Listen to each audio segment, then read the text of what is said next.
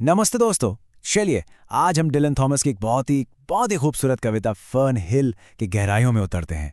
ये वीडियो खास तौर पर उन स्टूडेंट्स के लिए है जो इस कविता के जादू को, इसके असली मतलब को और इसकी लिटरेरी टेक्निक्स को बिल्कुल आसान हिंदी में समझना चाहते हैं। तो आइए इस सफर की शुरुआत करते हैं। कविता शुरू ही इन कमाल के लाइन से होती है। Now as I was young and easy, happy as the grass was green.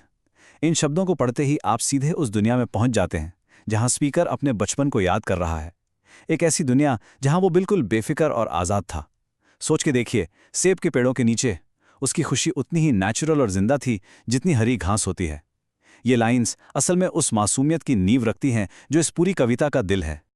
अच्छा, तो इस कविता को ठीक से समझने के लिए हम इस पूरे सफर को इन 6 हिस्सों में देखेंगे। पहले हम फर्न हिल का एक इंट्रोडक्शन लेंगे, फिर उस बचपन की शान को देखेंगे जहां स्पीकर को लगता था कि वो एक राजा है। उसके बाद हम उसकी सपनों की दुनिया में घुसेंगे और फिर उस पल को महसूस करेंगे जब समय का एहसास पहली बार होता है। और हाँ, आखिर में हम इसके अनमोल मैसेज को समझेंगे। तो चलिए शुरू करते हैं। देखिए, फर्न हिल असल में एक नॉस्टैल्जिक कविता है। नॉस्टैल्जिया का मतलब होता है अपने बीते हुए कल को, अपनी पुरानी यादों को बड़े प्यार से याद करना। यहाँ एक अडल्ट अपने बचपन के उन सुनहरे दिनों को याद कर रहा है जो उसने फर्न हिल नाम के एक फार्म पर बिताए थे। लेकिन ये फार्म उसके लिए सिर्फ कोई जगह नहीं थी। नहीं, ये उसके लिए एक जन्नत थी। एक ऐसी दुनिया जहां सब कुछ परफेक्ट था। तो ये कमाल की कविता लिखी है वेल्शशायर डिलन थॉमस ने, और ये 1946 में पब्लिश हुई थी। ये उनकी सबसे फेमस पोएम्स में से एक मानी जाती है। जानते हैं क्यों? क्योंकि ये बचपन और वक्त के गुजरने की जो फीलिंग्स है ना, वो यूनिवर्सल हैं। हम सब इससे कनेक्ट कर पाते हैं। और हाँ, इसकी जानकारी द पोएट्री फाउंडेशन से ली गई है। चलिए अब कविता के अगले हिस्से पर चलते हैं, द प्रिंस ऑफ चाइल्डहुड।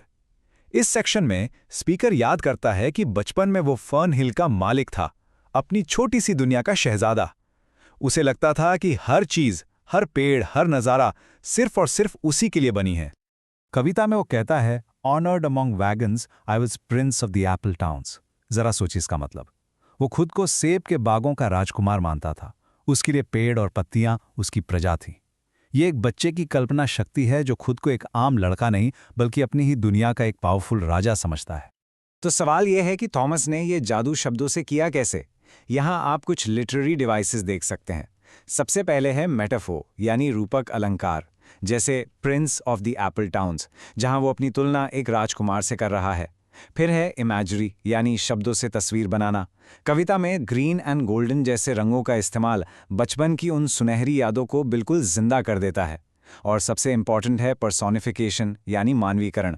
जब वो कहता है टाइम लेट मी प्ले, तो वो वक्त को एक दोस्त की तरह दिखा रहा है जिसने उसे खेलने की इजाज़त दी हो। ये सब मिलकर उसकी आज़ादी और मासूमियत के थीम को और भी गहरा बना देते हैं। अच्छा, अब आगे बढ़ते हैं। कविता हमें बताती है कि बच्चे के लिए फर्न हिल सिर्फ एक फार्म नहीं था। नहीं, ये एक सपनों की दुनिया थी। एक ऐसी जादुई जगह जहां कुछ भी हो सकता था। And nightly under the simple stars the owls were bearing the farm away. मतलब हर रात तारों के नीचे उसे ऐसा लगता था जैसे उल्लू पूरे फार्म को ही अपने साथ उड़ा कर ले जा रहे हैं। ये एक बच्चे के मन की ताकत है जो एक साधारण सी रात को भी एक मैजिकल कहानी में बदल सकती है। और फिर हर सुबह वो फार्म वापस आ जाता था। कैसे? Like a wanderer white with the due, ओस से भीगा हुआ एक मुसाफिर की तरह। हर सुबह उसके लिए एक नई शुरुआत थी, जैसे दुनिया अभी अभी बिल्कुल नई बनी हो। एडम एंड मेडन लाइन का इस्तेमाल गार्डन ऑफ ईडन की तरफ इशारा करता है। एक ऐसी पाक जगह जहां कोई दुख, कोई परेशानी नहीं थी। उसके लिए नेचर सिर्फ खुशी और हैरानी का जरिया थी। सब कुछ परफेक्ट लग रहा है ना, एक जन्नत जैसी दुनिया। लेकिन क्या ये जन्नत हमेशा के लिए थी? बस यहीं पर पोएम में एक बहुत बड़ा बदलाव आता है और बस यहीं से कविता का पूरा मूड बदल जाता है। ये कविता का टर्निंग पॉइंट है। जहां अभी तक सिर्फ खुशी और जादू था, अब वहां समय के गुजरने का, कुछ खो जाने का एहसास शुरू होता है।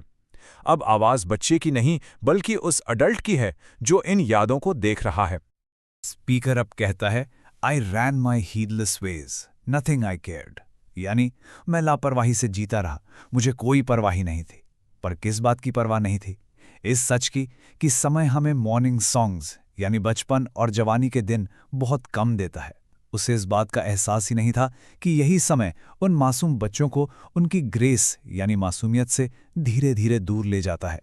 तो देखिए, यहाँ समय का किरदार बिल्कुल बदल गया है। जो समय पहले एक खेल का साथी था, एक दोस्त था, अब वो एक ऐसी ताकत बन गया है जिसे रोका नहीं जा सकता, जो बचपन को उसकी मासूमियत से दूर ले जाता है।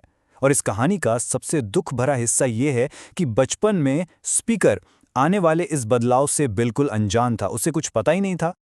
और अब हम पहुंचते हैं कविता के आखिरी और मैं कहूंगा सबसे पावरफुल हिस्से पर, singing in a golden cage.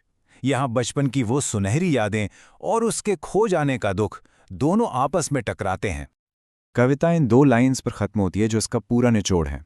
Time held me green and dying, though I sang in my chains like the sea. इस विरोधाभास को समझिए, इस पैराडॉक्स को समझिए। समय ने उसे ग्रीन यानी जिंदा और हरा भरा, और डाइंग यानी मरते हुए, दोनों एक साथ पकड़ रखा था। ये जीवन का सबसे बड़ा सच है ना? जिस पल हम जिंदा हैं उसी पल हम मौत के भी करीब जा रहे हैं। लेकिन इस सच्चाई की जंजीरों में बंधे होने के बावजूद वो समंदर की तरह गाता रहा।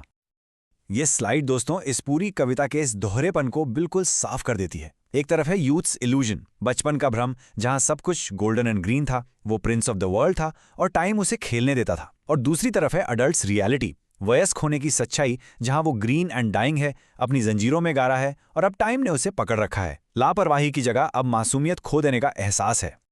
तो इस पूरी कविता का असली मैसेज क्या है? मतलब हम इससे क्या सीख सकते हैं? चलिए इस पर बात करते हैं। देखिए, इस कविता से हम कुछ बहुत इंपॉर्टेंट बातें सीखते हैं। सबसे पहली बात तो ये कि बचपन की मासूमियत सच में एक जन्नत जैसी है। दूसरी बात, वक्त को रोका नहीं जा सकता और उसके साथ मासूमियत का खो जाना भी तय है। तीसरी, यादें एक ही वक्त पर आपको खुशी और दुख दोनों दे सकती हैं, है ना? और आखिर में ये गहरा सच कि हम सब कहीं ना कहीं ग्रीन एंड डाइंग हैं। जीवन और मृत्यु एक ही सिक्के के 2 पहलू हैं। और आखिर में ये कविता हम सबके लिए एक बहुत गहरा सवाल छोड़ जाती है। ये जानते हुए कि हम सब वक्त की जंजीरों में बंधे हैं, हम फिर भी अपनी जिंदगी में संगीत और खुशी कैसे ढूंढ सकते हैं? ठीक उसी तरह जैसे स्पीकर ने अपनी जंजीरों में बंधे हुए भी समुद्र की तरह गाया।